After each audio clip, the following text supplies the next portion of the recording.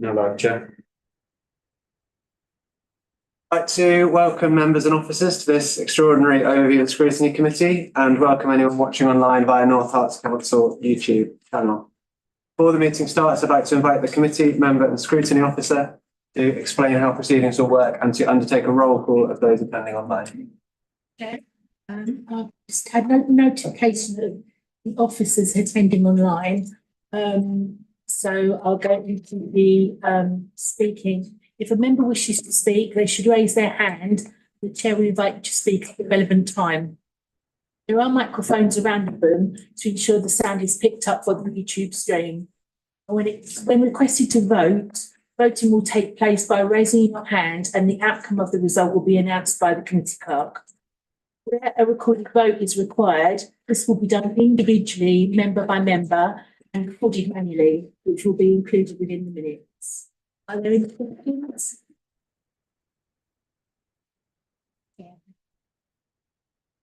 I've received apologies, so item 1, apologies for absence. I've received apologies from councillors Louise Peace, Tina Bartois and Councillor Ralph Munzer. Having given due notice, Councillor Claire Strong will be substituting for Councillor. Are there any further?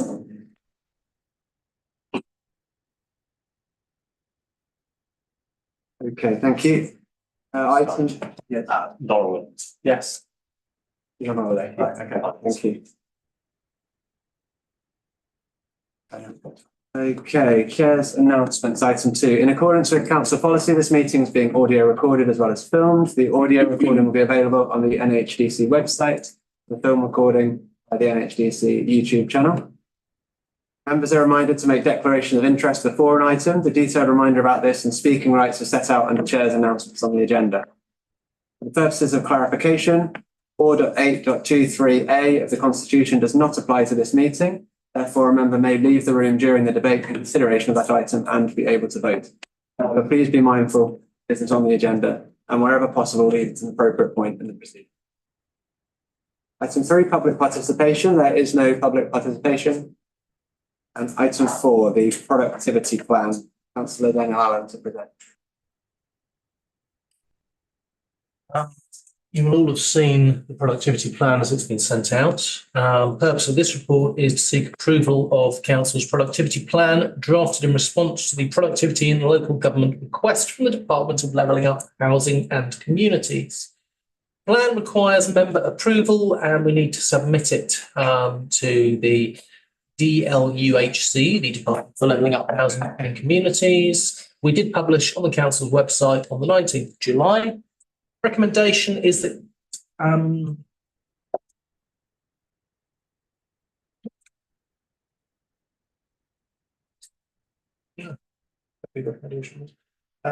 my apologies, Chair. I've lost.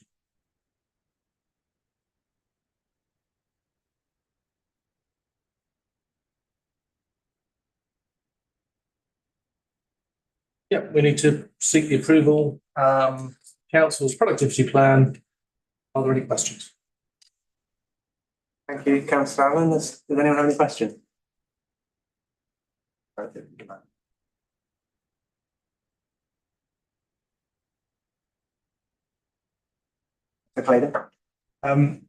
recognise that the plan says explicitly that it's quite difficult to measure productivity, despite this being the key point of the plan. Is there really no way, accepted or any kind of inclination towards an acceptance of what productivity looks like for a council like ours? I'll hand you over to Anthony to answer that one. Hello there. Thank you. Really interesting question, and short answer is no. Every council measures itself differently. So I think it was your last meeting, I think I'm right in saying, you had a report from Ian Cooper with some updated measures that we were going to be looking at to monitor performance of the council. So that's how we are going to be looking at productivity generally. But it's difficult because of the nature of the work that we do. Clearly, if you're running a factory production line, there's some very obvious things, outputs you can measure, whereas a lot of what we do is more qualitative than quantitative. And that makes it really hard to measure productivity. And in terms of the sector as a whole, no, absolutely no standard measures. There are certain consistent KPIs that all councils are asked to complete and we can be compared against. And Offlog has done a little bit of that with varying degrees of success, but certainly there's no single model. And I would actually argue, and I think the point that's made in the covering report, if you look at the questions that DLUC have asked, most of that isn't about productivity, and it's not really about productivity. And bluntly, if I was going to produce a plan, I wouldn't produce it in this format. I would be much more specific as to the actions, the outputs. So the sort of report you had last time, where there was a range of indicators depending on how we were doing against performance, that's how I would do a plan. That's not actually what they're asking for, even though that's what it's badged as. And that's been part of the difficulty in preparing it. Yeah, thank you. I'm glad that you've provided that clarification, because I think the one note that I wrote right at the end of the report, and I'll call the plan a report because that's what it is, was simply, this isn't a plan. It's a rant to government, because that's actually the structure and the framework that DLUC provided us with those questions. And as Anthony said, I think that a far more productive way of showing our productivity is to look at our productivity reports, the risk management that we get through, etc. Because what I'm seeing here in a document entitled Plan is merely a report on the challenges that face local government, and specifically this council, in response to the questions that we've been asked to answer by the Minister and by DLUC. So I think if we were to pass this through to Cabinet and there were to be any amendments that were delegated, I'd almost be minded to change the title from Productivity Plan to Productivity Report. Although I accept that that might cause a little bit too much mischief when we ought to be behaving with civil servants, but who knows, maybe we need to go through with this post Friday anyway.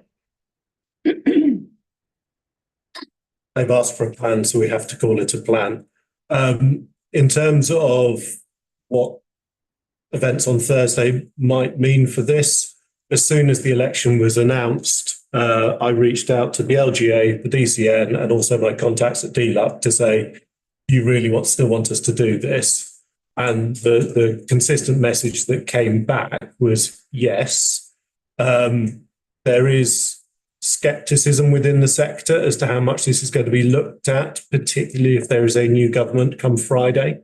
However, there is also a school of thought that as a sector, having a neat summary of the things that we've been up to and continue to do as a sector may not be a bad thing for an incoming government that may or may not understand local government. When this was drafted, did you have reference as well to the LGA white paper, which also gives some supportive asks for an incoming government as well? And is there any scope to maybe link some of the work in here through to those asks? So both the LGA white paper, the CCN white paper, the DCN white paper, and the email that the DCN sent out, which was the last appendix that was added slightly later, all came out after the plan had already been drafted. So those weren't taken into account, but in particular, I looked at the DCN email, and I felt all of the major themes within it were already covered within our plan. Some of the specific points aren't, but then some of the specific points don't necessarily apply to us. Yeah, as someone new to local government, I must admit I did struggle a bit to understand the purpose of this productivity plan. Given that it doesn't appear to be linked to funding and there doesn't seem to be any sanctions if you don't submit one, I do wonder what the department's going to do with them all, but anyway, that's by the by. Just in response to your point about not being able to measure productivity, I just wonder if you could actually substantiate some of the statements a bit with some stats. So, for example, you mentioned about renting out office space, saving income. Could we put a figure there? So maybe just having a few supporting stats just to sharpen the plan up a bit, if that's possible. certainly we can look to do that. If there's any particular ones you've got in mind, drop me an email. I've noted down the one about the rent. We can certainly add that in. And I can say, as someone that's worked in 16 years in local government, I don't understand the point of this either. So you're not alone on it. And it does seem to be diverting staff resource away from more vital activities. One could argue it wasn't a productive use of our time, but that might be mischievous. Ironic, isn't it? Councillor Strong? Thank you. Yeah, I think when I read the questions and then I looked at the paper that you provided, I think the one thing that I felt that was missing was, and particularly it seemed to be a theme through the questions, about what we are doing as a council to improve our services in whatever area it is. And I didn't see that being answered, because I think we've had some very good stories to tell about what we've done over the years. And I think, if this is something that whatever government is going to be there is going to be looking at to find best practice within councils of how councils can sharpen themselves a little bit, do more for less, I would say, because that to me is that's what we should be striving to do in the future, and to highlight some of the service areas where tough decisions have been taken, that they have improved the service. And we know that, in some areas that's good, but we also know as a council that when we surveyed our residents, they've also told us that they don't think the services in some areas are as good as they could be. I think there also is part of that perhaps is the illustrative narrative as well, that it's actually not alluded to in here. Some of I think some of the difficulties we've seen is, and I'll pick on one, which is fly tipping, and the deterrent for that. Again, seeing fines and an easier means to actually dissuade people from carrying that out would be, to me, is a little bit of a barrier. And again, I would be looking to whatever government's in power to increase any fining further, and making it clear that anybody who's caught red-handed doing it is going to have 5 penalties on a driving licence or something like that, because I don't think the penalties that are being given at the moment out as a criminal record should be there. That's just my. Yeah. Thank you. If there are specific things you can think of, please drop me a line and we can certainly consider them. I was just sort of flicking through, and I can see it. The first 2 paragraphs on the second page of the productivity plan. So one talks about what we've done in green space, one talks about how we've used technology. So I think there are some specific examples in there. Clearly, if we have missed any, happy to consider them. The one thing I would mention is I was trying to keep it relatively recent in terms of the things that are covered in there. And of course, a lot of those improvements that we've made historically. So if it was sort of 5, 6, 7 years ago, I wasn't necessarily reflecting it in this because I was thinking of more recent things. Fly tipping is an interesting example because we worked county-wide with the scrap fly tipping campaign, which then has been adopted by other areas around the country. But that was something we did years back. It wasn't necessarily something that I thought to include as something recent. It's just like any service, you have to continually improve them. You don't just do one improvement and stop. It's iterative. I also appreciate the fact that you've put in there under wasted costs about the fact that Wymanley Solar Farm that was called in has cost us £78,000 plus officer time, which cannot be reclaimed, which is a complete waste of time thanks to the Secretary of State. Actually, just wanted to respond to the things regarding the fly tipping. We are obviously, as you know, we're maxed out on what we can find people. But one of the things that has been seen that since the maximum fine was increased is, and it's not just happening here, it's happening in loads of countries, that people would sooner go to court and try their luck there than just pay either an early reduced one or just the fine full stop. And sometimes once they've been through the court process, which ends up costing us money, they then get either a reduced fine or somehow end up getting let off. So it's, by putting the fines up, people then want to chance it. Always issues. Any further questions? Oh, yeah, go on. Hayden. Just since it's asked quite specifically in the original request, I'm trying to take the original request in good faith, even if one can quibble with it, certainly. They ask about money spent on EDO training and on consultancy. No figures are actually given. Are those figures readily available, or are they hard to put teeth apart from? The answer is we spent very little, but frankly, I didn't want to dignify that question with a response because the undercurrent of the question posed by government is that there's something wrong with wanting to promote equality, diversity, and inclusion within your workplace. And I fundamentally disagree with that. I think it's something that all good employers should be actively doing all of the time. Agreed. Which is why I basically ignored the question. Thank you. Okay, any further questions? Okay, well, in that case, we'll move to the recommendations, which there are two of, but they're sort of exclusive to me. Entirely sure how to take. What I'll do is I'll read them out and we can start the debate and see where we land. Yeah. But essentially, it's either recommend it as it's drafted or recommend it with some amendments to reflect the discussion. We've already had some suggested amendments, so we might look to take the second one. Okay. So the recommendations are that Cabinet approves the productivity plan attached to Appendix B for submission to DLUC, or the Cabinet delegated to the leader of the council and managing director of the authority to agree any amendments required to the productivity plan as a result of discussion at either overview and scrutiny and or Cabinet, and the authority to submit the plan on behalf of the council. Is there any debate? I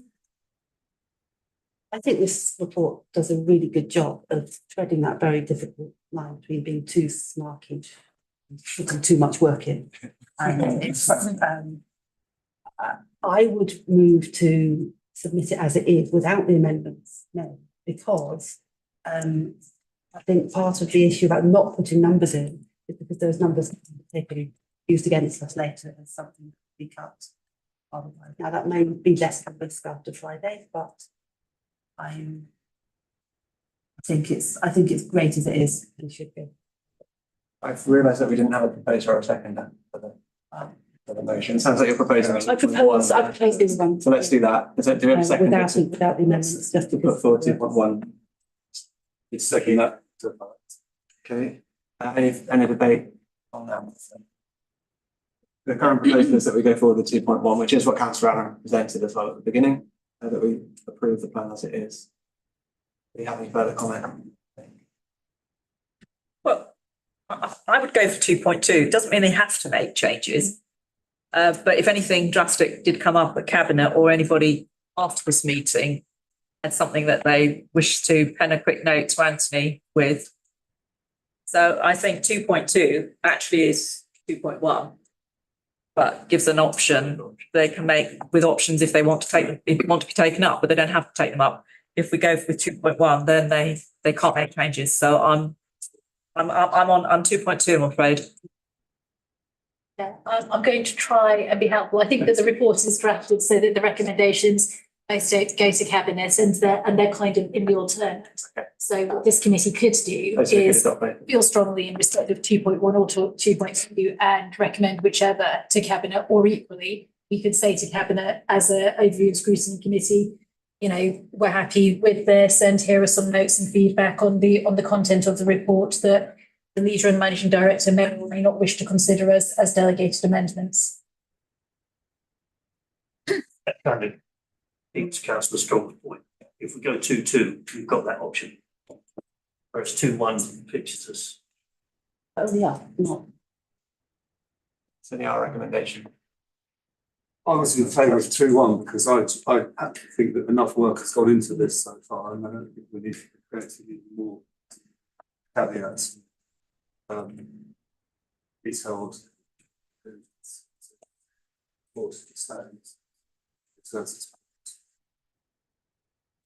I'm inclined to agree.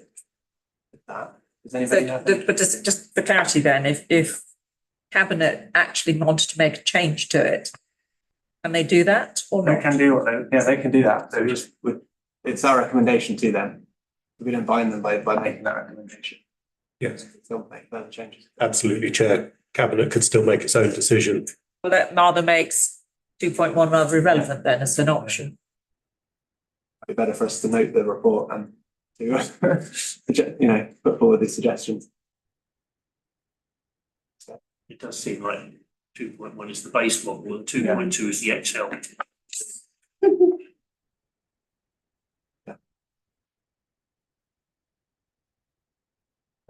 I mean, it's not army. Yeah. No. Present. Okay, sorry. No, not at all. I think I mean- No, I'm just waiting on that. Okay. So we've had a proposer and a seconder for 2.1. That mean we need to go to a vote on it now. I would think so, Chair. Yeah. You finish with the debate, then you move on to the vote on that one, and it passes, and it passes. If it's lost, then you'll propose another motion. Okay, fine, let's do that. Can members please indicate by raising their hands a vote for these recommendations? You know, Well, on it's,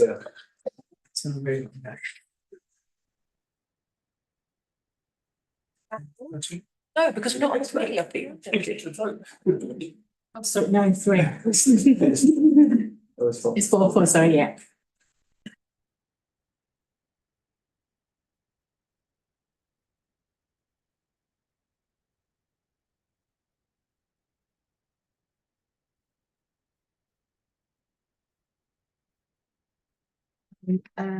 Yeah, so do you have any votes for against the amendment? Sorry.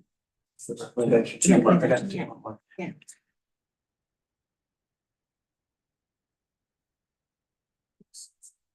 Yeah.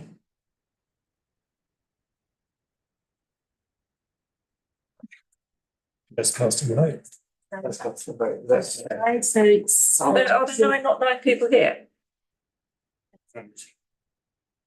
Yeah, I didn't vote. You didn't vote, John? So we have an abstention. Couldn't Yeah. make, somebody couldn't make up the mind. Okay, I suggest in that case that we don't go forward with this and we move on and vote on 2.2 instead. Are you proposing I'm 2.2? gonna just cast and vote that we don't go forward with that. I'll propose 2.2. Any further debate on that? I was just going to reiterate the point I made before. I don't see any issue with us recommending the report as it stands with the options there for the cabinet to choose which it views as the most appropriate. We don't have to make that decision. We could say, this is better, you should definitely do this, you should definitely do this, or you can consider both of the options. We don't need to pigeonhole ourselves and tie ourselves to 2.1 or 2.2. You're proposing an amendment to 2.2 then? No, I'm proposing no amendments to the report whatsoever. I think that the report sets it out and is perfectly sensible. Yeah. You're probably right, we probably should have taken the two There's together. an or in there. But there is an or in there, so. Okay, let's think. I don't know, we'll have to make something else. 2.2. Do we have any further debate on 2.2? I completely think enough time has been spent on this. Yes. Thanks, let's have a vote Sorry. then. Take a vote on 2.2, please. Yeah, okay. So, can members please indicate by raising their hands for these recommendations?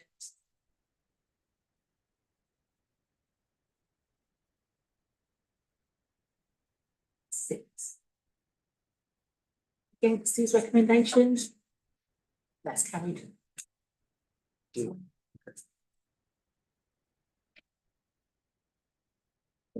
Thank you. So we'll move on to item 5, exclusion of press and public. I propose that under section 100A of the Local Government Act 1972, the press and public be excluded from the meeting on the grounds that the following report will involve the likely disclosure of exempt information as defined in paragraph 3 of part 1, schedule 12A of the said act as amended.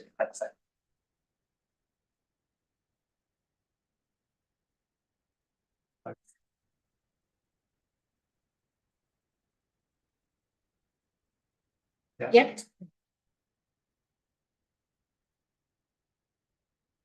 Again, can members indicate by raising their hand for voting for these recommendations?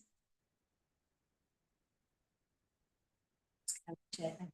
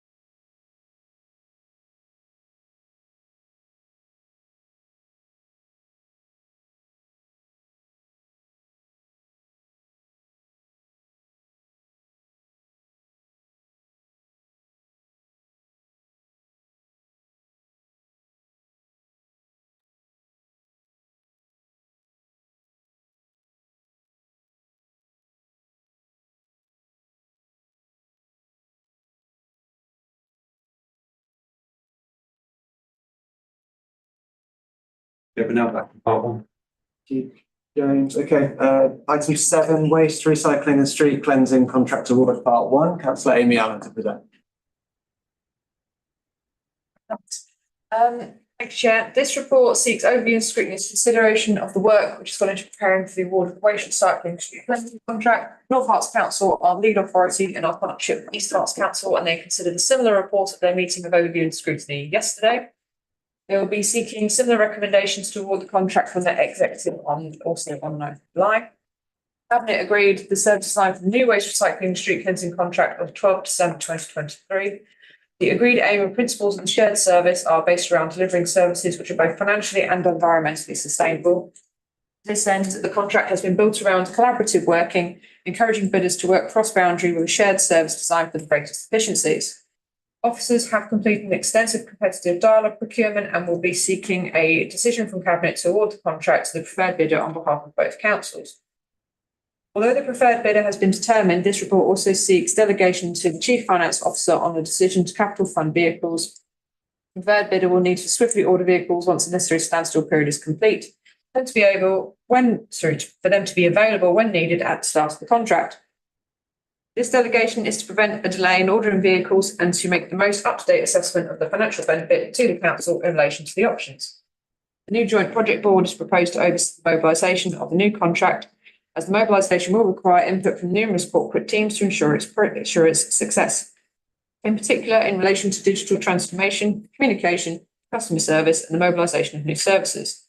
The report also contains information on the developing plans for mobilisation, which will ensure the successful implementation of services, and for which the Joint Mobilisation Project Board will provide oversight. This includes a work programme and a draft communications plan. Overview and scrutiny should note that during the procurement exercise, the government released draft guidance to support their proposals for simpler recycling, linked to new legislation introduced by the Environment Act in response to the 2018 Resources and Waste Strategy. This guidance is yet to be officially published, but the legislation requires that councils have due regard for any guidance. Therefore, an additional recommendation will be considered by Cabinet to reconfirm the collection of residual waste on a 3-week basis, which was originally agreed in October 2022 and reconfirmed in the revised service design presented to Cabinet in December 2023. Any questions? Thank you, councillor Allen. We'll go to councillor Dennis. So just on recommendation 2.2, and the point around delegation being recommended in order to prevent delay, could we have some guidelines on what the possible timelines might be in respect of procuring fleet, et cetera, and any additional costs that we might need in respect of vehicles? So all of the bidders, as part of their submission, were required to provide quotes for vehicles and indicative timelines. Obviously, that is a bit of a moving feast, and as Ian has already identified in part 2, that we went out to tender in February, so there has been some timeline that will all be refreshed when we sit down in the mobilisation meetings.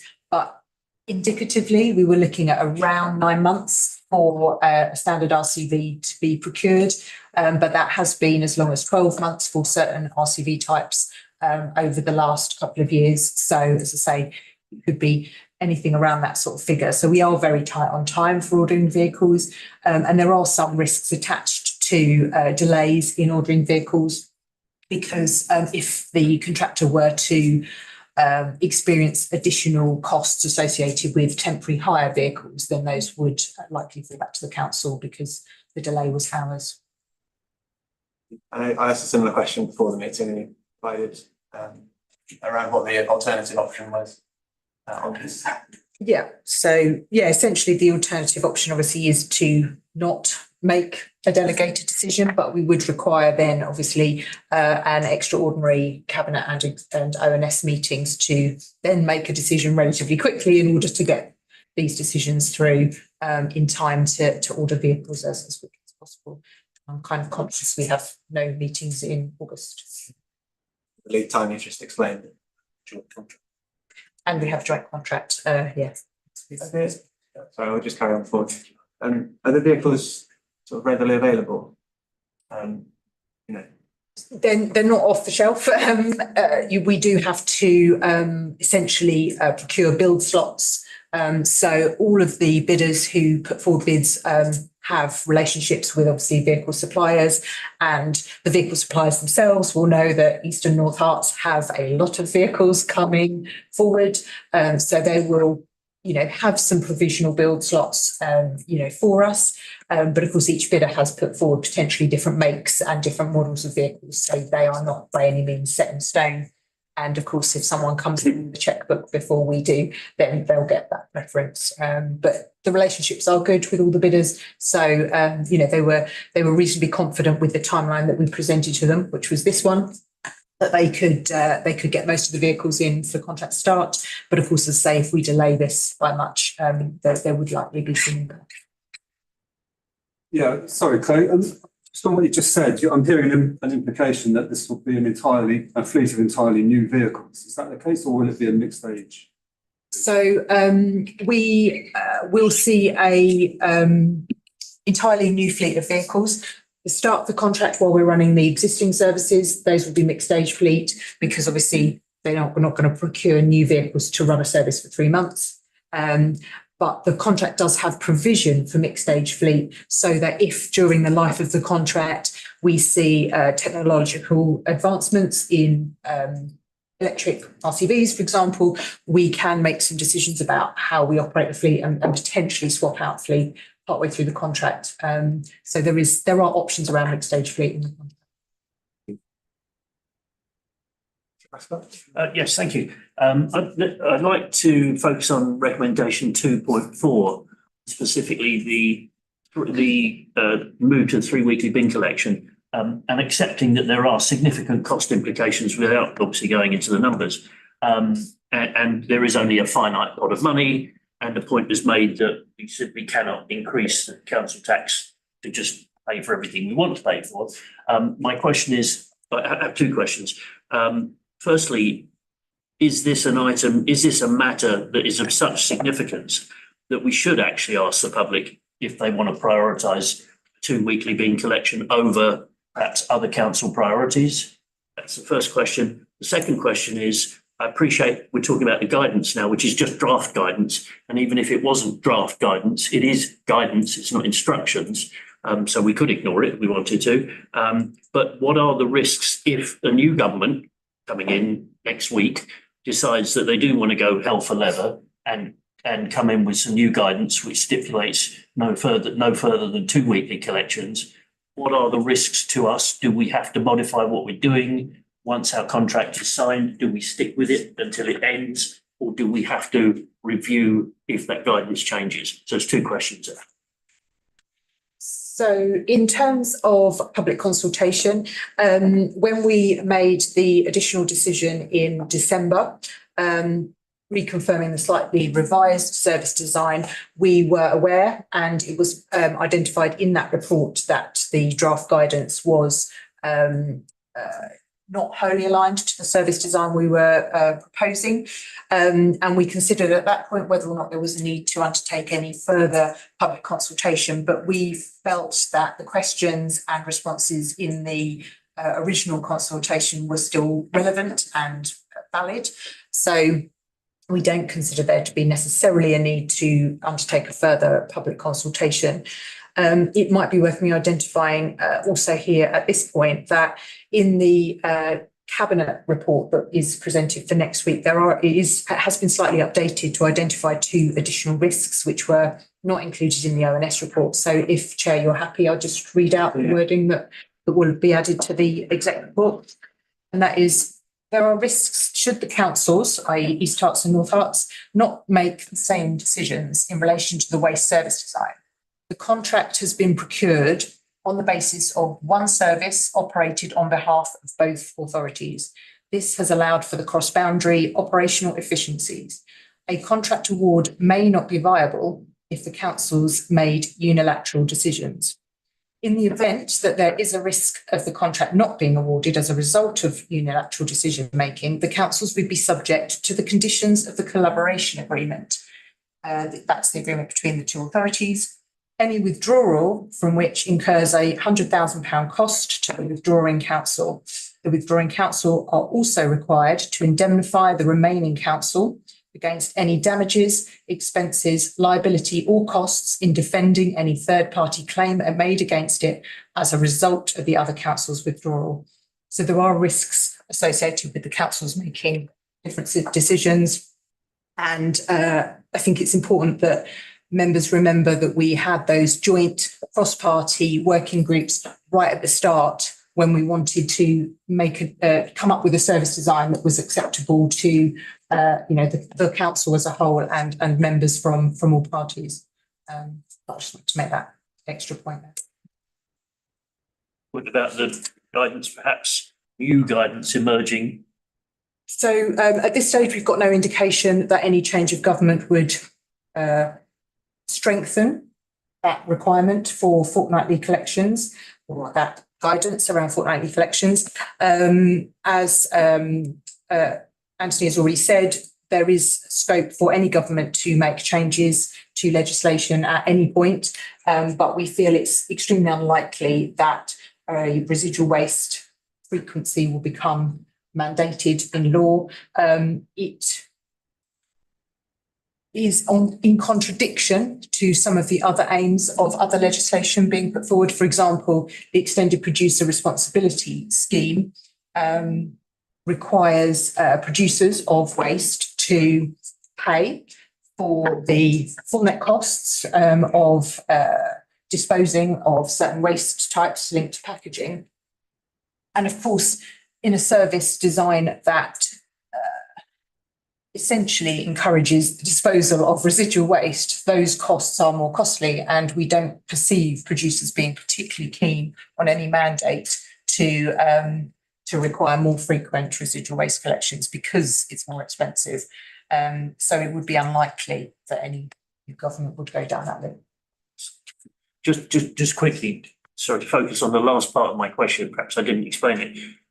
If we've signed if the contract's written in blood and that's it, if the government guidance then changes, are we still able to deliver the contract that's in existence, and we then have to observe or reflect the guidance in any subsequent contract, or can government guidance or government instructions mandated, can that force us to change that contract? Once it's been signed, what I'm saying is, are we allowed to let it run?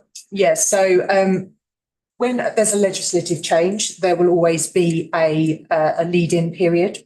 So, for example, food waste collection is a legislative change, and for a number of years, that implementation date has been being discussed. Originally, it was 2023, then it was 2025. It's now March 2026, that date, but that's going to be. So there will be a significant lead-in, and obviously, should any legislative change come into effect, we have two options. We either let the contract run, consider the risks, or we undertake a contract change, and there are mechanisms built into all contracts to manage contract change.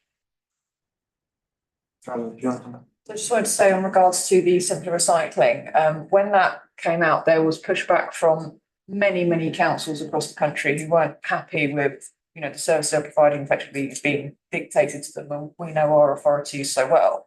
And the other one would be that regarding the guidance, if we always waited on guidance or change or legislation or anything like that before we acted on anything or implemented anything, we'd never actually get anything done. So we're running on what is the case now. And how long were we actually waiting for that simpler recycling guidance to? The original resource and waste strategy was published in 2018, and so we're waiting some time for clarity. So that would be the entire contract waiting, of the old contract even waiting on something. I wonder if you could just explain the situation around soft plastic for the benefit of members who don't have the background on the issue, or perhaps familiar with the terminology. And there's a mention, I think, in 8.21 on page 42 around it being unclear whether we'll be able to secure a cost-effective MRF contract with soft plastics collected loose in the dry mix recycling, or whether they need to follow the collection methodology being used on the Flex Collect trial. I'm not sure what that is. Yeah. So yeah, if you could just.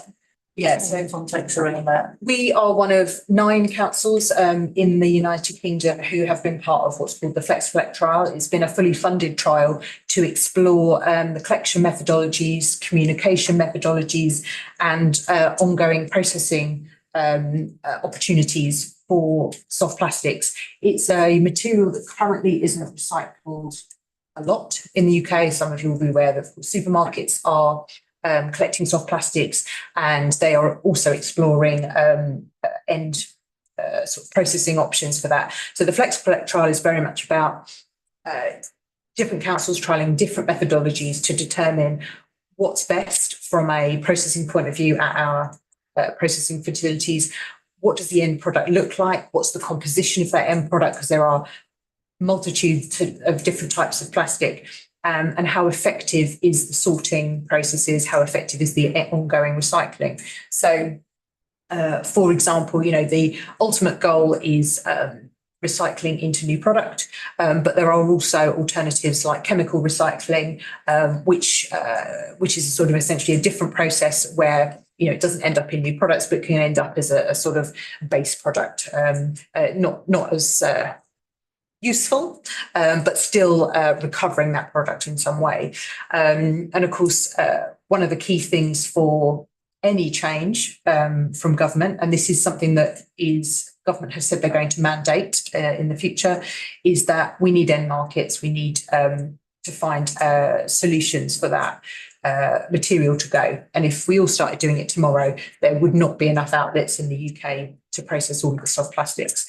That said, as I've mentioned, we are undertaking a pre-engagement exercise with those providers of sorting facilities and discussing with them what their end markets look like, whether they feel they've got sufficient capacity to take this material from us in 2025, and whether they are confident about their end destinations and the processing.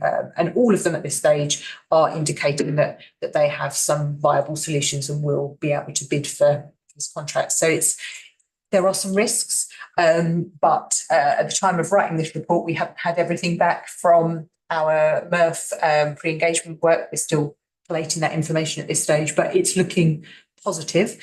But it was something that I didn't want to underestimate. We've still got to procure that contract, and obviously every procurement is very much based, every procurement. Recycling procurements, ones which process materials, are very dependent on global markets.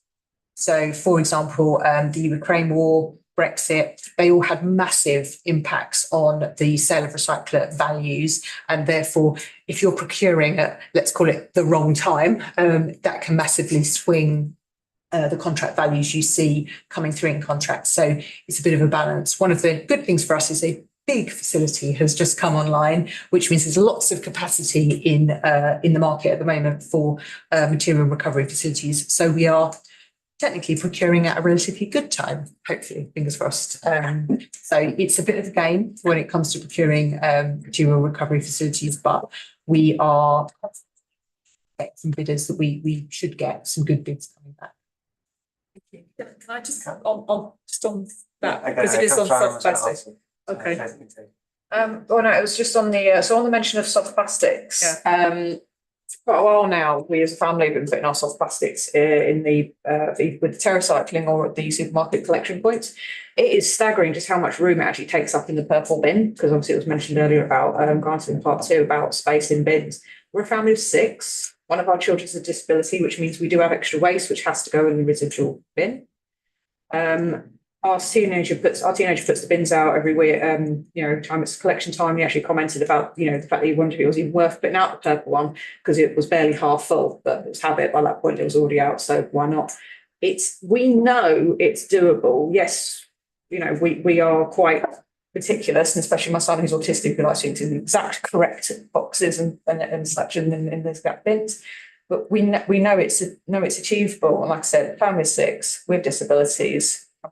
Flex Collect trial and the plastic collection being separated out, it's going to make a massive, massive difference. I know it's achievable and I'm confident about that. So that, as I understood it, the Flex collection is actually, they're trialling it still in Nebworth? Yes, and we're due to expand that trial into some further areas in North Herts and also to some of East Herts, just again to get more data about the types of plastics being collected and the quantities collected at different households. You did ask about which would offer who, which is no longer.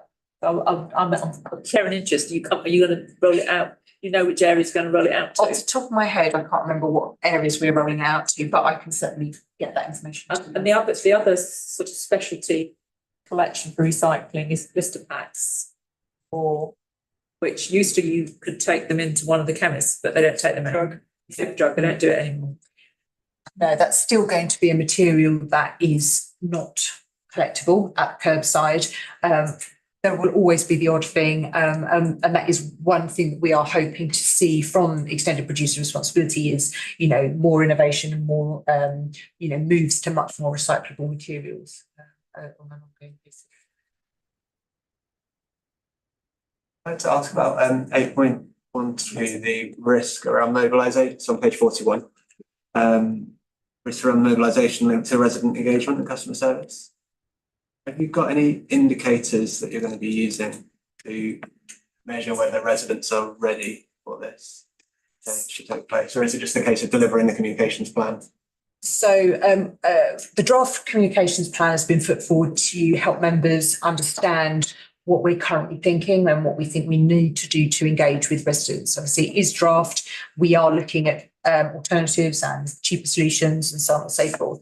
In terms of the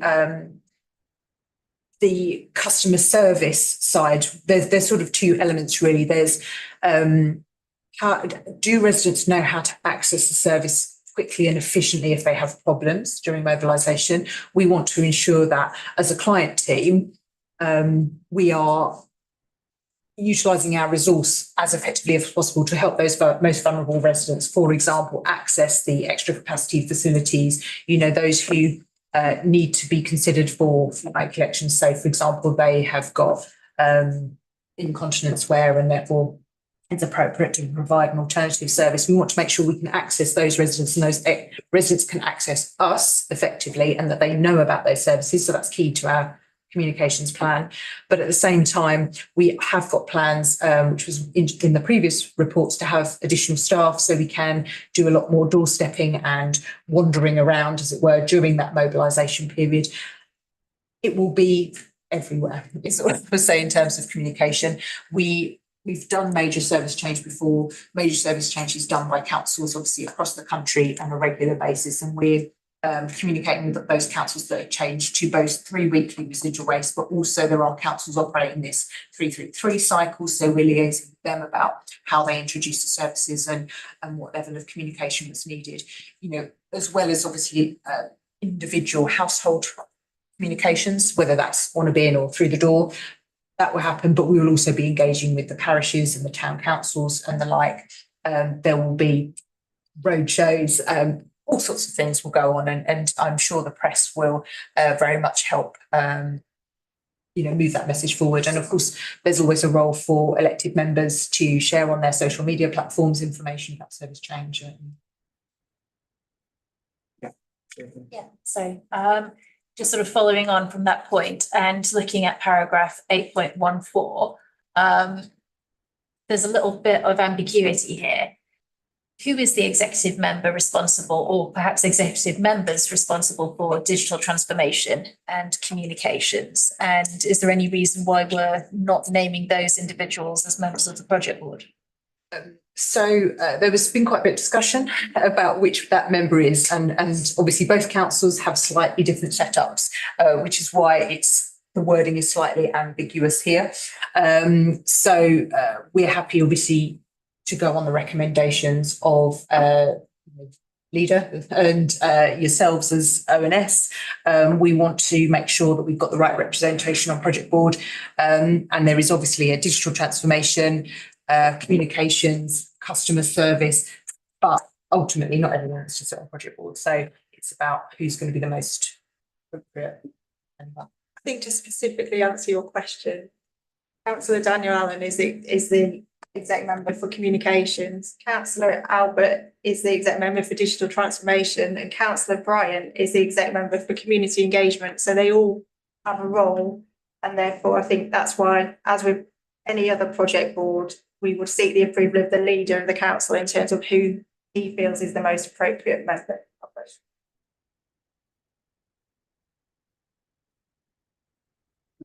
I think that is something that does need to be obviously clarified in order for the project board to be successful, because you can't have a project board where you don't know who the senior users are and who sits on the board.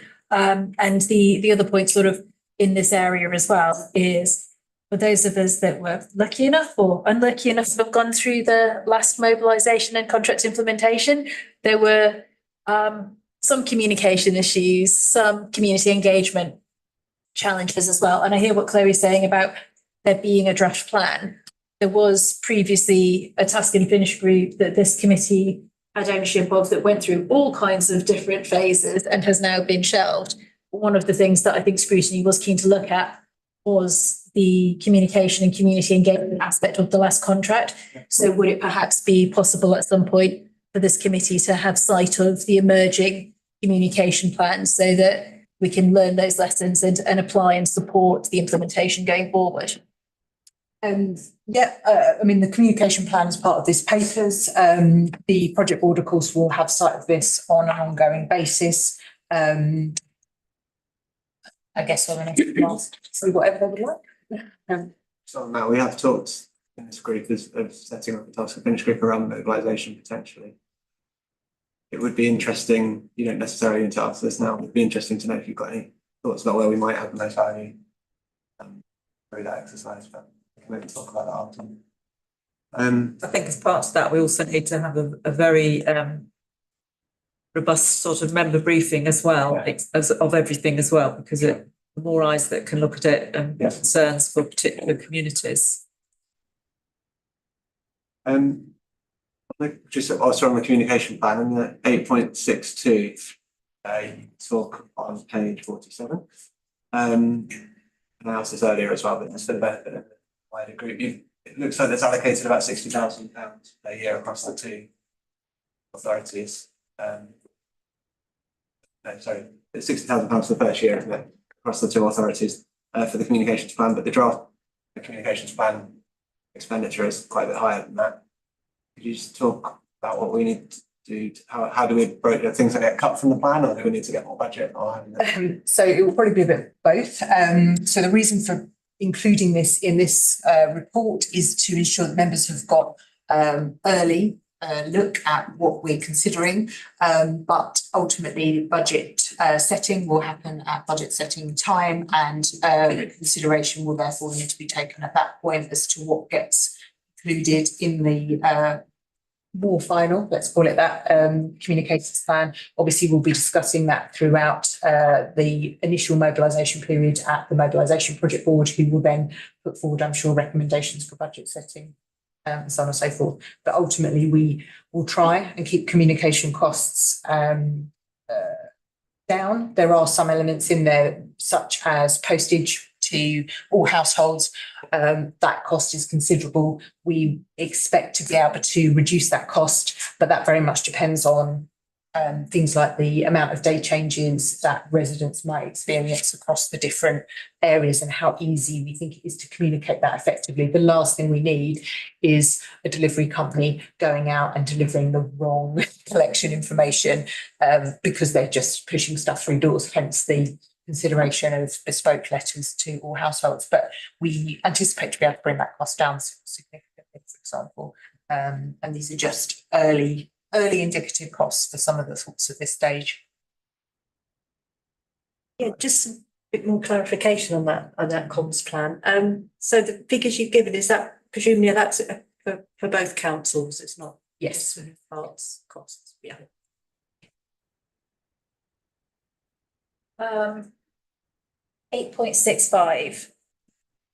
If that doesn't worry members or residents, then I think that we're not doing our job by considering and asking the obvious question: what forbearance is there going to be in place for those residents who miss their collection through, sometimes we might say fault of their own or no fault of their own? We all have those days where we oversleep or we forget to put the bin out the night before.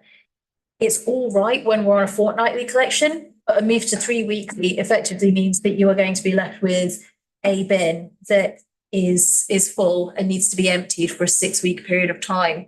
What support is that actually going to be? And are we going to have any kind of generosity or support for residents who do miss those collections? Unfortunately, the short answer to that is we can't afford to support additional collections on a missed collection. Contractually, the costs of going back for non-fault of the contractor missed collections is expensive, very expensive. And also it's about a resource. We have a finite resource that the contractor is able to deliver the services.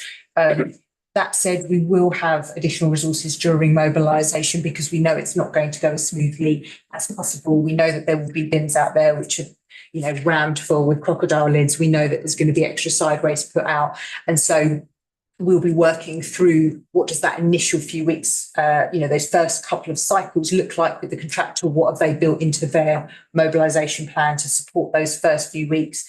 Again, as mentioned, we've got additional staff that will be out talking to residents about managing their waste. And it's very much, we are hoping to catch people early enough to say to them, you need to pay attention from this point in time, not just when suddenly you're getting your bin emptied, in 3 weeks' time, to make sure that you've set your reminders on your phone or you set up your Alexa app to remind you, or whatever it is you need personally to remind you to put those bins out. Because in the same way now, we all go on holiday and don't put the bins out. But now it is a little bit easier to cope. I forgot 2 cycles in a row recently, and I demonstrated I could last for 6 weeks with one residual waste bin collection. But it's not going to be easy for obviously all households, and so it will be very much about ensuring residents understand their responsibilities to remember their bin collections. We will be relying on influencers. I'm sure you've probably heard that phrase, but there's always somebody in the street who knows which bin day it is and which bin to put out. And we will be encouraging a lot of that sort of thing via social media, and encouraging people to be those influencers who always get their bin out on time and encourage the rest of the street to get the right bin out on time. We've got 2 other requests to come back on it. I just wanted to sort of double check very quickly. You mentioned side waste in the mobilisation period. Obviously, if somebody's recycling is missed and then they wait for 6 weeks, or from my personal experience, it's my recycling bin that gets full. If I had to wait 6 weeks for that to be emptied, there would definitely be side waste.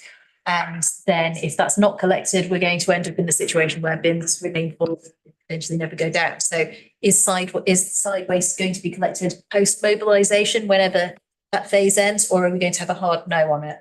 So side recycling is part of the contractual requirement. It is a burden on the contractor. So we are expecting them to identify to us where we're having recurring side recycling issues, because ultimately that probably indicates that household might have 6 more residents, might have needs for additional capacity that fall within our policy scope. So we will be expecting crews to identify that to us so we can investigate, well, is this a household that needs some additional support from us, and so on and so forth. We're not going to necessarily be able to provide that support immediately to everybody, but that's where the data comes in and what we will be looking and reviewing and assessing, trying to identify those most vulnerable residents and households that need our additional support as quickly as we can. Just on that same topic, sorry to bust. That's fine, that's fine. And that is on page 141, it does talk about sideways. And a lot of our residents today know that if they've got lots of good recycling materials, they put them in a clear plastic bag by their bin and it will be taken. With this new contract, that ain't going to happen. It will happen. Well, no, it doesn't. It says accessible recycled materials will not be collected if presented in a black or other type of plastic sack. Black sack. Ah, yeah. Residual. So, or other type of plastic sack. So clear sack, still good. Yeah, I mean, technically they shouldn't be taking it in a clear sack. I need to talk to the crews about that. Well, I'm not going to tell you where I know that. Things like we usually say, if you put an extra plastic box out, that will be taken. If you put it out in a paper bag, that will be taken. It has to be a recyclable container or reusable container. That tends to be what we say.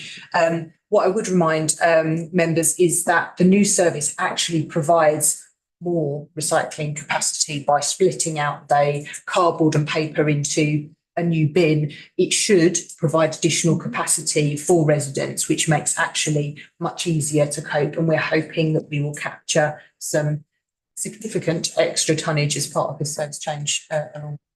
It's just education to residents. But it's for me, the big problem with purple bin, you talked about the alligator. I mean, you know, you go down the street and they're always open after 2 weeks with bags that can't be in. So on the dry recycling in paragraph 4 of that C8 does cover. Good. So just so two things. With the 333, you are putting out a wheelie bin every week, and sometimes you're putting out your garden waste, whichever your subscription cycle is on. So you're always putting a bin out every week. So rather than having a break, which is something that was actually brought up by residents back when we were looking at when the recycling was all to be kept 2 weekly before we then split it across 2 bins, is someone did actually say, having a break in the weeks or a break in the cycle would be confusing for me. I'd actually prefer it if it was 4 weekly, to which I said, no. So having it as 333 means that we can have a bin go out every week and your caddy and whenever your garden waste goes out. Just in response to what Councillor Strong's just said regarding the crocodile lids and the bins being quite full. I see those full bins too. I also see what's in them. And when it's a purple bin with a black sack stuck on top, I can see the boxes and the plastic bottles and the other bits and pieces sticking out of it. There's recycling in those purple bins because people want to get rid of it because the bin's going to be going out, so they decide to stick it in the bin. And it is disappointing. Nothing to do about it. I'm not going to touch people's bins, but I know that there is stuff in bins that are in the wrong places. If they're in the right places, it would be better. But yeah, 3 weekly, bin every week, and that makes it less confusing. Whilst we're on the policies, I've asked a couple of questions in advance about specific areas of them. I'm not going to ask those again, but just to, I guess my question is, what provision is there for evolving those or revising those over time, given that we're going into an 8-year contract potentially? Sorry, in relation to the service design, the policies, if you want to move those over time, because it's the long-term contract, what provision is there for that? So we can adapt policies that don't impact on the contract relatively easily. We could adapt some policies relatively easily. So let's take extra bin capacity. We could say, I'll use a silly example, we could say that everybody that has 3 people in a household gets an extra bin. We could say that in our policy. And the new provider would rub their hands with glee and say, thank you very much. We'll have all of that extra money that comes as a consequence of everyone having extra bins, because that's how our contract is built. It's built on unit rates. And ultimately, if we make a policy decision that says we will do more, it will cost us more. And so that's where the consideration going forward needs to be in any revision of policy. Obviously, if something is clearly not working and we identify a particular demographic of residents that are struggling with our current policy design, it would be right for us to reconsider what our policy position is, and our policies have been adapted and reviewed. I'd like to ask about the proposal. You've explored one by cloud management technology. Is there anything more you can tell us about that in terms of particularly accessibility for less digitally literate parts of the population? So if we decide as a council that we do want to move forward with the app, it is one part of our communication plan. Whatever we do from a communications point of view, we're not going to reach everybody. But I do like to use my own parents as a bit of a checkpoint now.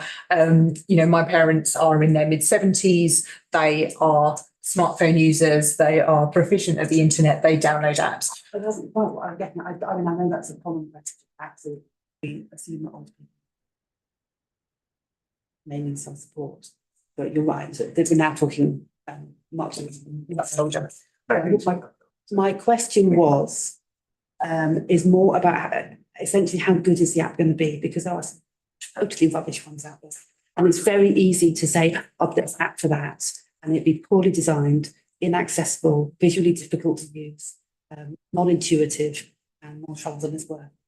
One of the things we can do, obviously, if we're going to make a decision on the app, we will be bringing that forward for budget setting as part of the communications plan, and we'll be more than happy to have the app company come in and talk to us and demonstrate the product that we're considering. We have looked at whether there are other companies out there that do similar. At this stage, there aren't. There are a number of councils that are utilising this app, and obviously we can try and get one of them to come and talk to us. But certainly this is the app that lots of councils that have gone through weekly have chosen because of this push notification benefit, which is a little bit unique. No, the functionality listed looks good. It's just whether it does actually deliver. It's fully optimised for mobiles, the app itself, but we do have a digital comms team that can look at it as well. So that accessibility. Just to add, whilst we're discussing the app, if we do decide to proceed with it, and certainly initially to help with the waste rollout, within the digital work that we're doing, we should also look at what opportunities that app might provide for that. Because if we were able to get the sort of penetration rates that are talked about in the report, I think it's East Devon, isn't it? If you look at their app, you're able to look at planning applications, you're able to put in complaints, you're able to look at, I think it's library opening hours, which obviously a county council function, but there's other functionality we could build into that. So if it was successful initially with waste, we could then look to see how we build on that. And so we need to think about that in the round with the other digital strategy work that we're doing. And so that's separate conversations that are going on. Thank you. That's brilliant. Sorry, we should have got to it earlier, but I wasn't quick enough, I guess, doing other people wanted to ask. But just going back to the 3 weekly collections and the effects of missing one. I'm just wondering what the recommendation will be to residents if they're going on holiday. You mentioned going on holiday. That's obviously if you go away for a week and it's the week of the collection, you've now got 5 weeks worth of material to fit into the bin. So what will residents be told to do in that circumstance? Should they try and get a neighbour to put the bin out for them? I mean, what would the recommendation be in that situation? So when we're developing sort of our communication strategy with customer service team, we will have a sort of suite of responses that we can talk to residents about. Do you have a neighbour? Are you able to put it right on the boundary of your property so that the bin crews can just grab it? Because they will, broadly speaking, just grab it if they don't have to go onto your property or open gates and things like that.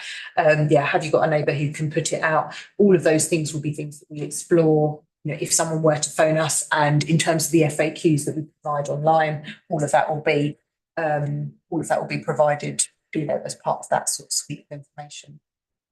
So it's about options, and crews aren't deliberately mean. They want to make life easy for them as well as residents. They won't be trudging up driveways to get them from behind parked cars and things like that. But as I said, if you're able to put it right at the front of the drive, so they can grab it, they almost certainly will.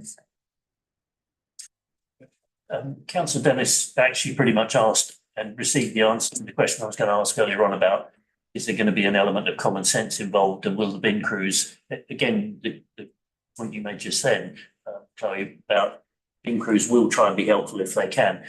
My question is, do we have a budget for fly tipping in the event, coming from North London, when we introduced something like this in Enfield, fly tipping rates went straight through the roof. Now, I know people in the leafy boroughs out here are much more polite and much more honourable, and it doesn't happen, I hope. But it was a real problem, and it cost the council a fortune. So presumably we pick up that cost. That's not our contractors are going to be picking up that cost. Do we have a budget for that? So one of the things we will be looking at, we're setting budgets, and I'm going to look at Ian here, is what contingency do we think we might need to deal with those initial early mobilisation issues? When we mobilised the last contract, we did have a mobilisation sort of contingency budget to deal with any issues that arose around street cleansing and so on and so forth. One of the things that we have in the contract is that where we have small fly tips, so for example, where we've got black sacks next to a litter bin, that does fall within the contract costs. So that should just be being cleared by the contractor. So it is only those larger scale fly tips which we would accrue additional costs for. And in all honesty, we don't see your average resident fly tipping. You know, they will complain, be worried, concerned about how they're going to do it, but they'll go to the household waste recycling centre if they genuinely can't manage their waste collection because they haven't quite got themselves sort of sorted on what they need to do. We're not going to see average Joe just suddenly deciding they're going to become criminals and fly tips. So.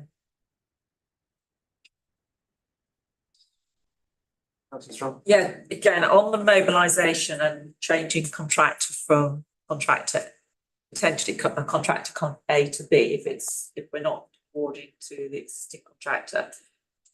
The existing contractor has an awful lot of intelligence about the routes, particularly in the rural areas and where some of those properties, farmhouses, down lanes, what have you, are located. And again, if the crews go across, hopefully they remember the one on the old contract where they were. But there's also a lot of vulnerable people who have the service where their bins are collected from behind their back doors, whatever convenience for them. So they cannot get their bins to the front door. Again, that intelligence, if it's not carried, you know, is it either documented within the existing contract, so it's very easy to pass across. Just want to be assured that for a lot of the residents, which was one of the problems we had the last time, because of that intelligence was lost, that we don't fall into that trap again. Yeah, so for those members who were here before, they will remember we actually had a very short mobilisation time. And one of the consequences was we set up new IT systems, we set up new in-cab systems, we threw data into those systems, but we didn't have time to do the rigorous checking of that data to make sure that it was as very much learnt from that. And we obviously have built into our mobilisation amount of data checking. We do have sections. We know where they all are. We're currently reviewing a lot of those. We're reviewing all of our extra capacity collections, and all of that data will transfer to the new contractor. And so we will know. Sorry? If there's a contract. There is a when we're doing sort of day changes, for example, we will be able to pick an address and we will know whether that property has an assisted, needs a day change, whether they've currently got a 180, whether they're currently a flat and using communal bins. We've got extensive data in comparison to what we had last time. We'll also be able to see whether or not that resident has experienced an undue amount of miscollections, so we can essentially hotspot certain key properties to kind of go, well, these are vulnerable to us. We know they've had experienced issues in the past, so we will perhaps do more spot checks from a client monitoring point of view to make sure that they don't fall foul of, you know, any potential changes to collection staff if we've got, say, more agency temporarily, if 2P applies and people don't transfer. So we've got lots of contingency around the data. It's not going to be 100% perfect.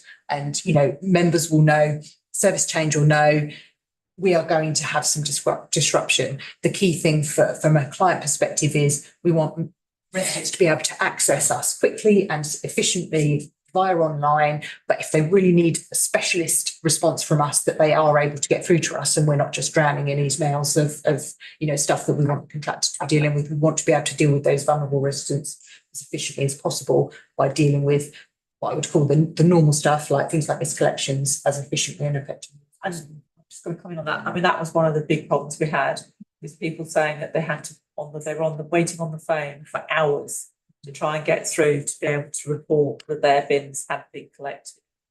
I mean, we had some areas where they didn't get a bin collected for a couple of months. Yeah, and online reporting will be key. So that data check to make sure that those properties exist in our data, in our systems, so that people can report online, because of course if it doesn't exist in the system, you can't report online. So there will be all of those checks going on. We know how many households we've got in this district. We can therefore see in the system, have we got the right number of households, and there will be extensive checks on the data matching to make sure we've transferred everything we need to. And not everybody can do online, but it's just known that we've got enough agents on the phones to pick everything up. It is. Yeah, so customer service is coming in-house, and Chris Jeffrey is currently working on the 2P transfer of staff, but also working on, having that responsibility for digital transformation as well. He will be looking and reviewing what resources he needs for that mobilisation period, to manage based on the call data we had from last time, obviously call data around existing services, and then also call data from councils that have implemented service changes recently. We've got a good amount of waste contacts coming in online. I think it's actually now the majority coming online, which is really positive. But of course, the more we can get online for those that can use online means that then call handlers are free to deal with those residents who don't have access. And it's education to register residents. Sorry, jumping around the paper, but on page 131, 6, it's just a list of all other similar councils who use the 3-week, which I actually found quite reassuring. But I just wanted to be handy data on sort of how long they've been with this 3-week system, and also if they track sort of resident satisfaction or approval over time. I suppose after a few years, might be very useful to know if there's some. Some of that information is provided in there, in that it gives the recycling rate for some councils in 2019 as well as in 2021 when we were first looking at this data. So you can kind of see if there's been any sort of jump. That wasn't foolproof. We did a lot of digging to get the data we got for that back when that was originally presented. In terms of resident satisfaction, I don't have any specific information on that. What I do know is no council has gone from 3 weekly back to fortnightly or anything like that. It will be challenging initially. We know that it will be a challenging service change for residents to get their head round, but we have had positive feedback from those councils that have implemented it to say it is perfectly possible. Because when you start to consider, well, what is left in my residual waste bin? There is very little, and we tend to end up dealing with those complaints around things like, well, what do I do about my cat litter? Because I empty my cat litter tray every day. And it's things like that where we need to look at how do we provide support information about alternatives to disposing of cat litter. I mean, you obviously have clay types which can't be home composted, but you do have types which could be home composted. Not that everyone's going to want to do that, and I appreciate that, but it's about being able to give those suite of answers to residents to support and encourage through the process, because residents will be concerned, but actually as they work through the service cycles, they will come to realise that actually it is work. No, it's positive to hear that sort of culture change has been successful as well. I'm going to come back to the project board. To recommend just briefly, and I say I've asked you this earlier, but I might ask someone else. I was slightly concerned to read in the responses to some of the questions that you gave that there's no project management resource allocated to the waste mobilisation.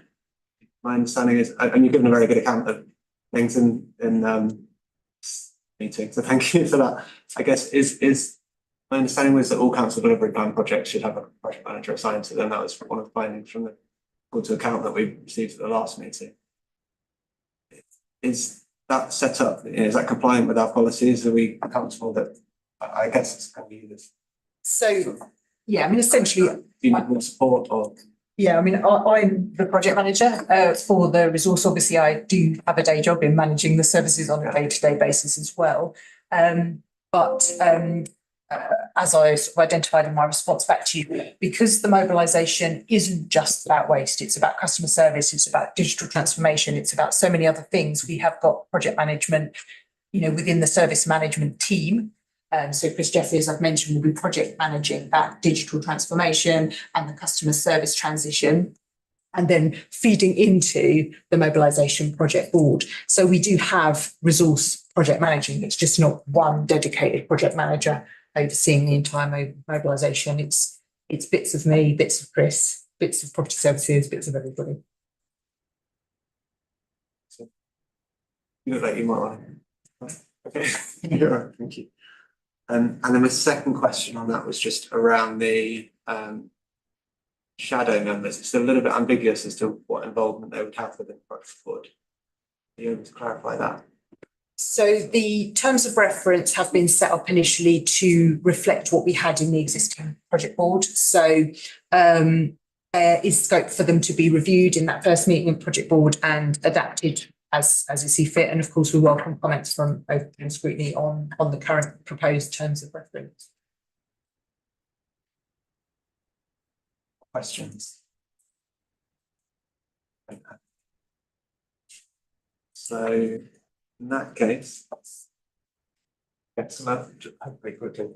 Just in paragraph 858 in the area about proposals for East Hart, and this is, I think, IT related. Are those costs to be borne by East Hart, or are they joint? They are East Hart's costs. Okay. Yes, we'll move to the recommendations. The recommendations are that Cabinet agrees to award the waste and recycling and street cleansing contract to the preferred bidder as identified in part 2 of this report. Cabinet agrees to the delegation of powers to the Director of Resources and the Director of Place in consultation with the executive members for finance and IT and recycling and waste management to determine whether the council capital funds vehicles. Cabinet agrees to approve the formation of a joint mobilisation project board to include the executive members responsible for digital transformation, as well as the executive member covering waste, recycling and street cleansing services for both the KHC and North Arts to monitor the progress of the mobilisation of the waste, recycling and street cleansing contract. And 2.4, the Cabinet has regard for the draft statutory guidance in Appendix 6 and taking into account the matters set out in this Part 2 report. Yeah.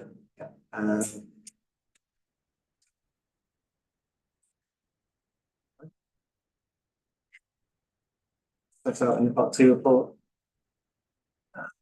Yeah, okay, Part 2 report, and any Part 2 clarifications reconfirms the decisions on the 3 weekly collection frequency of individual waste collections made by the Cabinet as per 7.5 and provides clear reasons for this. I think we'll take the debate on all of them and then see.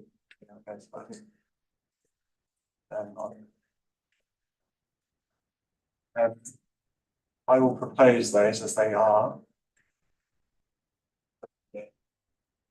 So thanks for the answer. Okay, so moving to the debate.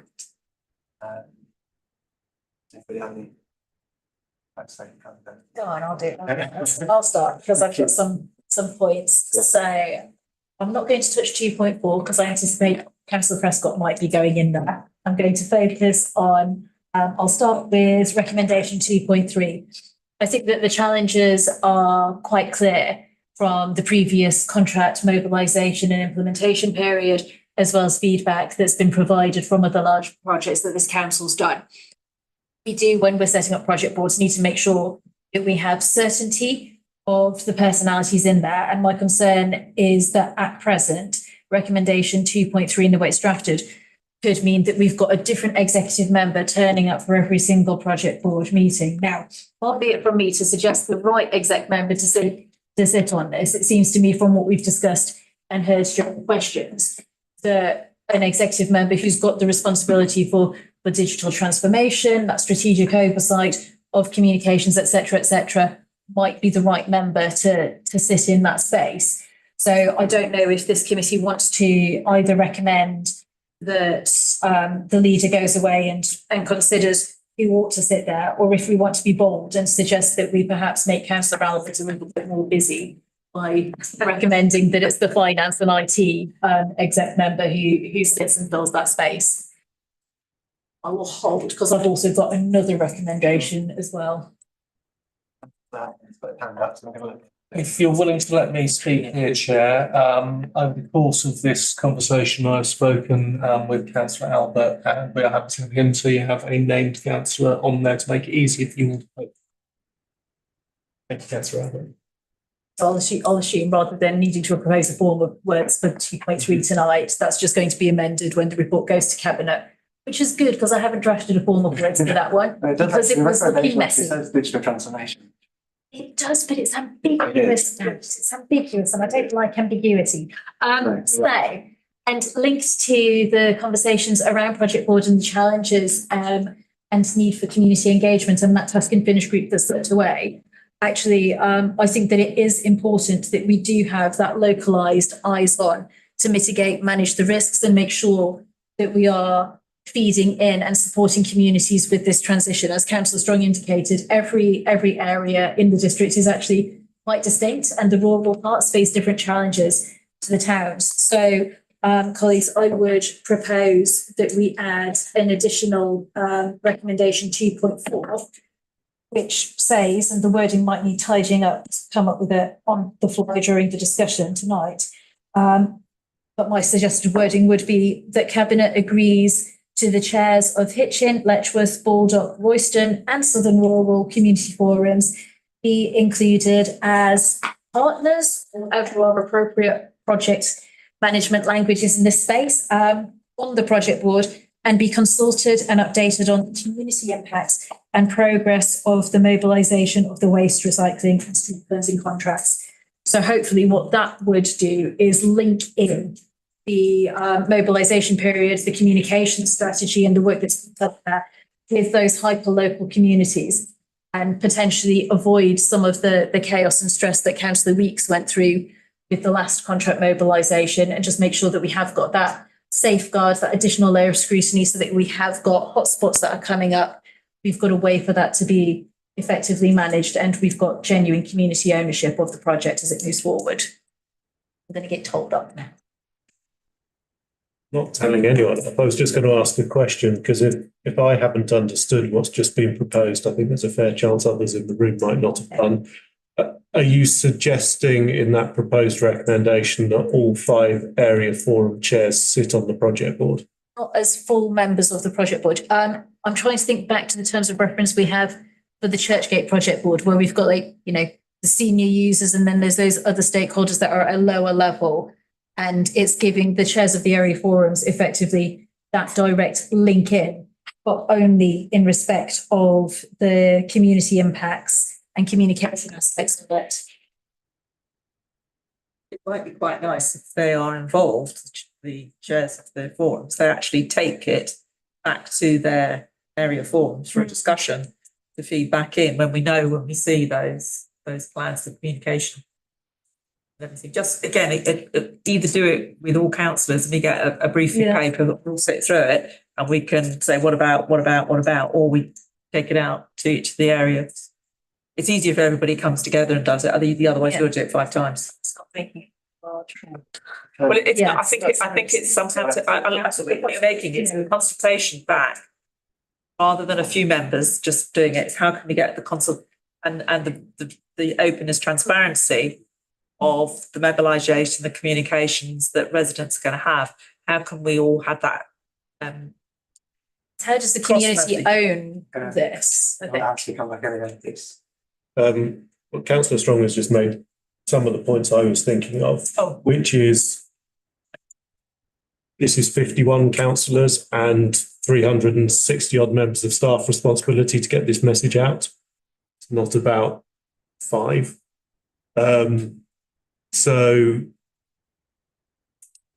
what you might want to think about, hearing the various debate earlier and the suggestions there, is whether you have some sort of recommendation along the lines of scrutiny wishing to see plans for how all councillors are going to be involved in ensuring the messages are communicated, something along those lines, which goes back to the point that was made earlier by someone, and I forget who, about potentially coming back to the committee with more detail on mobilisation.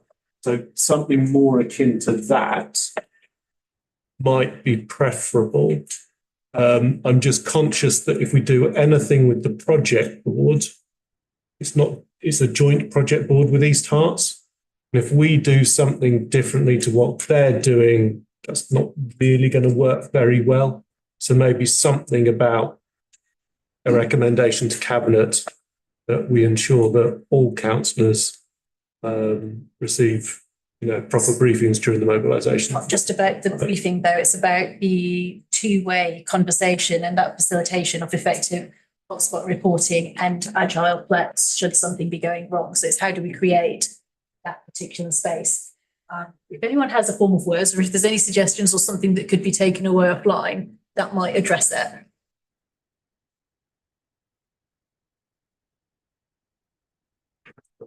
I was just going to ask Councillor Dennis for a bit of clarification. Back to things that we're proposing, how that differs to ordinary councillor casework.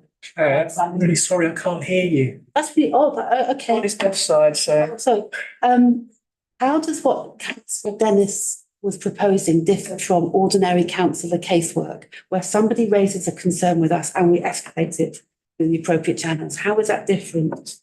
I just feel that is just another layer. It's a sort of reference back to the worst case scenario that we had and that we faced in 2018, where we had large numbers of missed bins across our communities. We also had schools whose bins weren't collected either. So it wasn't quite like it was in Leeds, where the bin men went on strike and you had rubbish piling up in the streets.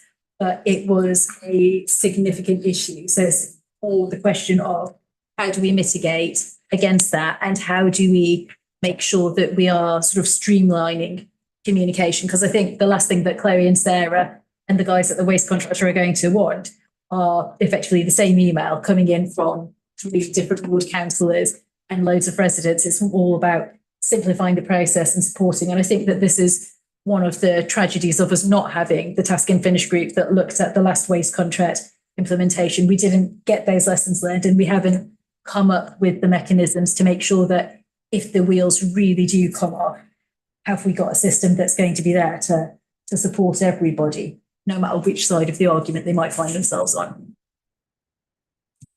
Might also be overthinking it because it was a very bad experience for those of us that lived through it. I'm talking off my head with no responsibility for almost anything, but all I would, well, yeah. All I think I would say is I'm sure we could probably sort of take away something for perhaps to draw some wording for Cabinet to have a think about that involves certainly think how we. It requires having a bit of a subset of the mobilisation board for a North Herts element of it as it feeds down and however that might work. Because clearly, obviously, we want to do lots of the same things because that's the right thing to do in the context of that sort of synergy. But obviously, sometimes how we then feed that into the various structures of either East Herts or North Herts will be slightly different. So we want to be able to involve councillors during this mobilisation period. It's quite a long time or relative number of months. Want to involve councillors and get that kind of feedback two-way. Want to have discussions maybe at community forums. Those sort of things that you can you could do, and obviously briefings with involving all councillors and probably just working through how the best methodology of that. And Anthony might have a solution for us, maybe even. Not sure about that. I was just going to point out that it's not the mobilisation period, it's the service change period, which is actually where that engagement is going to be critical. So, Chair, I don't think it is, you see. I think it's actually in the moment. Because, yes, the service change period is probably is the last 3 months. But actually, you need to do a lot of the work before that to get to that point, because we need to be saying to people there's a change coming and we need to make sure councillors are feeding those things on. So there's a lot of things we can do through this, after the award of the contract and all that sorted, through those first months up to May, and then to get us well ready for that 3-month period before the actual service changes to 3 weeks. We don't want to leave that to the last minute. We can do lots of things, and we've got lots of lessons to learn from the last time that hopefully we can feed into this period as well. Suggestion. Is it not more about ensuring that the communications plan itself contains a sufficient element on member communications, and therefore allowing us at this stage flexibility to, as you say, tailor for North Herts, East Herts, and come back with a revised communication plan which has a specific section around how we will engage with members and potentially wider stakeholders. I think that could be a project of the communications plan. That would be helpful. Yeah, I don't need an additional recommendation, no chair. Okay, I was gonna say, we didn't actually get a second for it. Okay, so you're drawing. Okay. We've had a lot of comments about it's the communications plan and getting the message out. Part of my job as a councillor is to also get the message in. And representing a very rural ward, this came up time and time again when I was on the street banging on doors and saying, what are your issues? And one of the issues that came up over and over and over again is the fact that pins were missed frequently. And I know you can report it, and I know generally speaking that you can get something collected. But once we go from 2 to 3 weeks, that will be a significant problem. So I'm doing my job as a local councillor, particularly representing a rural ward, and saying to you, there are concerns about going to 3 weekly collection, because if they miss one collection, you're into 6 weeks, and it's a problem. I personally can't support any move to a 3 week collection. I understand the logic, I understand the cost implication, I understand all of that, but I'm representing people who live out in the countryside and who regularly get their bins forgotten. So I personally on 2.4, I couldn't support it. I agree with you entirely. It is all about communications. It's all about some common sense on the part of the bin collection teams, but representing residents who raise the issue over and over again, that's a Okay, if I could just come in and just reassure Councillor Prescott that if a resident has a contractor fault miscollection, it will be rectified and it will be recollected. And that is, you know, a burden on residents that they do have to report it, but it will be recollected. That's the theory, but that's not the reality. In many cases it is, but not in all cases. That isn't coming through to the client team.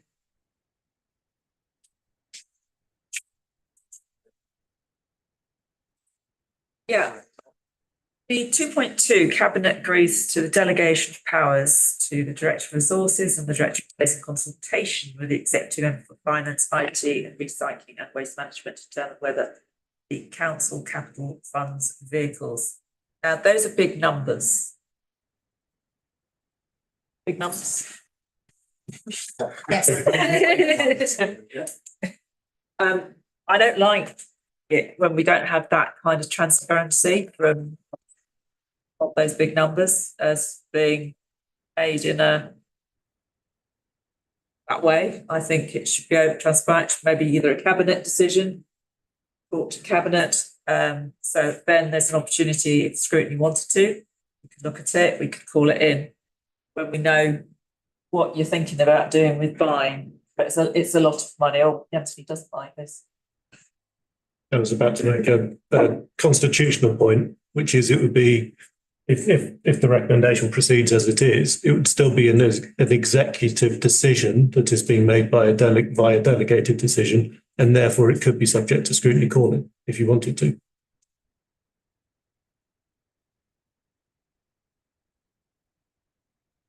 That's a yes, but base. Yes, but yeah, it's still. Yeah.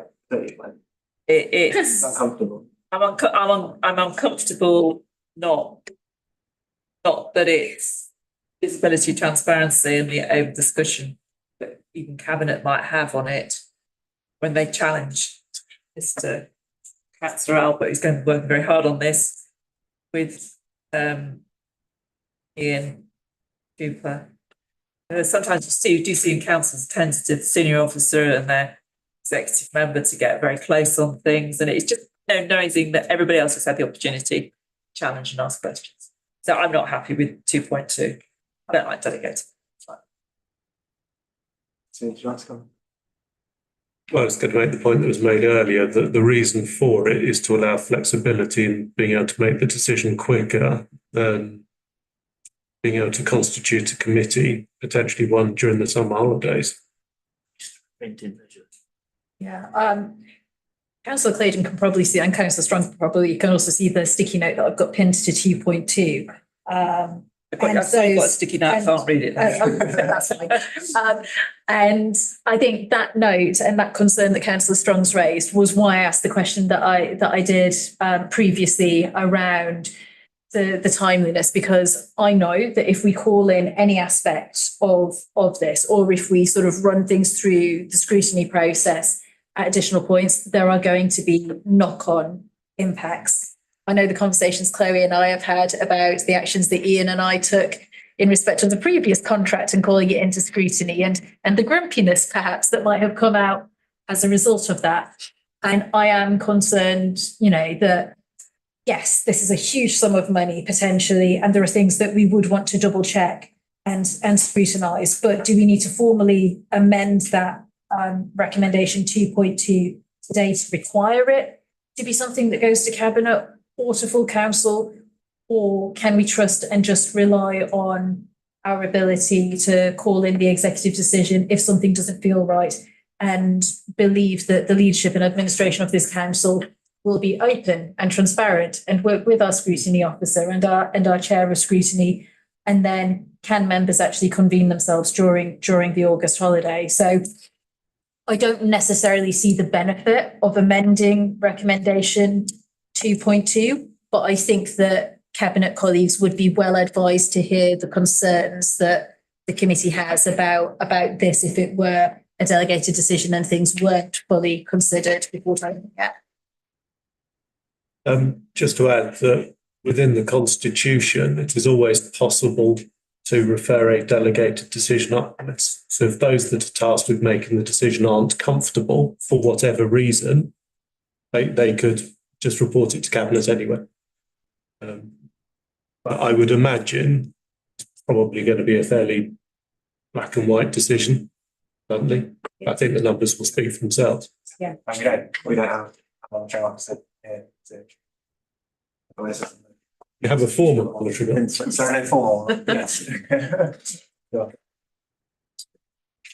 On that, yeah, I'm somewhat uncomfortable with that as well. However, I think given the answers to the questions we had earlier, I think if there's a strange set of options, they've both been explained to us. And I think that basis. But coming back on that, the amount that it's likely to be, if it's in a certain ballpark figure, should it not be made by Cabinet, not rather than delegated? That's the concern. I think it's, for me, as councillor in the council, I think I would prefer that it was done as a council or Cabinet decision, depending on what the values are, so that we meet the other decision making we made when we're dealing with big stubs of money. Just to be clear, it's not to be a council decision. Council already allocated money in the capital programme, so it was brought to Cabinet as the decision maker if it was delegated. Yeah, that was it. Yeah, that's what I did. Right, let me think about that. Just coming back to the question around the mobilisation risks and the readiness, considering another recommendation that the project board, something along the lines of it working with our task and finish group to support that mobilisation readiness. I don't know how quite to phrase, and the communications plan, and also that we don't need a recommendation for this, but for there to be regular sort of briefings back to ONS on the readiness of the state of the project. I guess we'll get that to the accountability plan. I want to make a recommendation on this. Have you got a draft task in which we've scoped and ready to go? I was going to say, I think that's something that we'll work on over the summer. I think. Yeah, so if that isn't ready to go straight out, then it's not a viable. Yeah, that's a fair point. I think the other thing that needs to be looked at is what key performance measures is going to be looked at as well. Yeah. There's an opportunity to look for with the new contract, new measures, just to know whether or not we're on that point, Chair, there might be a merit in perhaps a recommendation around exception reports either coming to this committee or being reported in the members' information service, just to make sure that all members have got that early foresight and early warning system. But that's as far as I think we could go on that, We do have the quarterly council delivery plan updates, which would assist with the ongoing monitoring ongoing, yeah. once it's in. It is a project after all. Yes. Got a project now. It's just. I'll leave that one alone then. Yeah.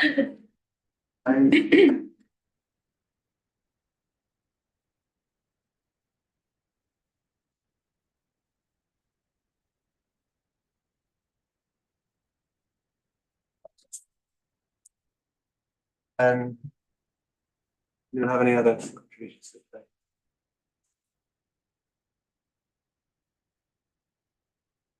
That's the case, I think we'll move to vote on these items, and I think we will take them one by one. There's been some sent to some of them. It seems an appropriate way forward.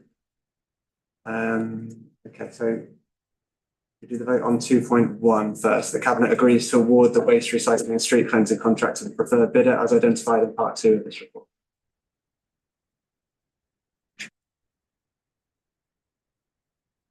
Okay.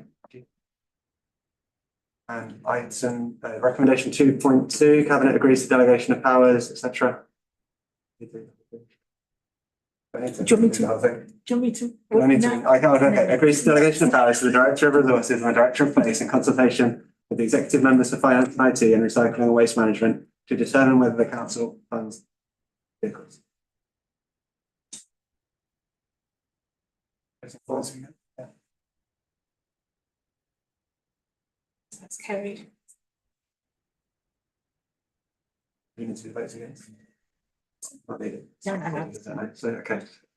Cabinet agrees to approve the formation of a joint mobilisation project board to include the executive members responsible for digital transformation as well as the executive member covering waste recycling and street cleansing services for both EHC and North Herts to monitor the progress of the mobilisation of the waste recycling and street cleansing contract. Haven't we amended that? Well, with the notes that's going to be amended before it goes to Cabinet. So, so rather than digital transformation, we're saying finance and IT. Yeah. I thought we're saying councillor Amble, but. Yeah. Which is finance and IT. I know, but. Sure. Okay. Keep Ian busy. That's carried. Might not do that. And 2.4, the Cabinet has regard for the draft statutory guidance in Appendix 6 and taking into account the matter set out in this Part 2 report and any Part 2 clarifications, reconfirms the decision on 3-weekly collection frequency of residual waste collections made by Cabinet as per 7.5, provides clear reasons for the decision.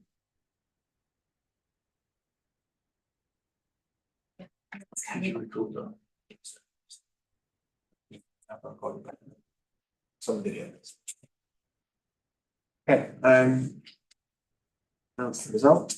So we should draw the meeting to a close. Thank you all for your contributions this evening. The next Scrutiny meeting is